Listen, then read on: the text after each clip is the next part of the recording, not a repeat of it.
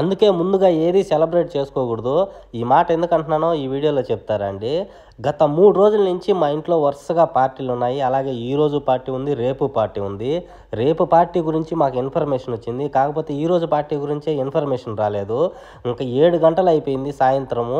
ఇంక మాకు మాంసం కానీ, కూరగాయలు కానీ ఏమీ తేలేదు. అబ్బా ఈరోజు పార్టీ లేదని చాలా ఎంజాయ్ అనుకున్నాను. అనుకోని 5 నిమిషాల కాకతలకి డ్రైవర్ వచ్చేసి మొత్తము 10 కేజీల మాంసము అలాగే కొద్దిగా కూరగాయలు తెచ్చినాడనమాట. ఈ మాంసం వచ్చేసి ఒంటి మాంసము. తెచ్చిన కూరగాయలు 10 కేజీల కోసము 10 టమోటాలు, 5 పచ్చిమిరపకాయలు, 5 ఎర్రగడ్డలు ఇలా కొన్ని తెచ్చినాడు. సరిపోవని చెప్పేసి మళ్ళా జమియాకెళ్ళి అక్కడి నుంచి మళ్ళీ కూరగాయలు తీసుకొని వచ్చి చేసేలోపు బాగా లేట్ అయిపోయింది. అందులోనూ మా బాబా మధ్యాహ్నం పూట ఏమీ తినడు, ఒకే ఒక ఆపిల్ తింటాడనమాట. బాగా ఆకలి అవుతా ఉన్నది. 10:30 పైన అయిపోయింది టైము. ఒంటి మాంసం ఉడకాలంటే 2:30 గంట టైం పడుతుంది. వాళ్ళు తెచ్చిచ్చిందే నాకు ఫ్రైజర్లో ఉండే మాంసం తెచ్చిచ్చినారు. అది నీళ్ళల్లో వేసుకొని అది మళ్ళా మంచిగా అయిందాకా ఉండి చేసేలోపు చాలా లేట్ అయిపోయింది. వాళ్ళందరూ తిన్న తర్వాత మా వాళ్ళంతా తిన్నారు.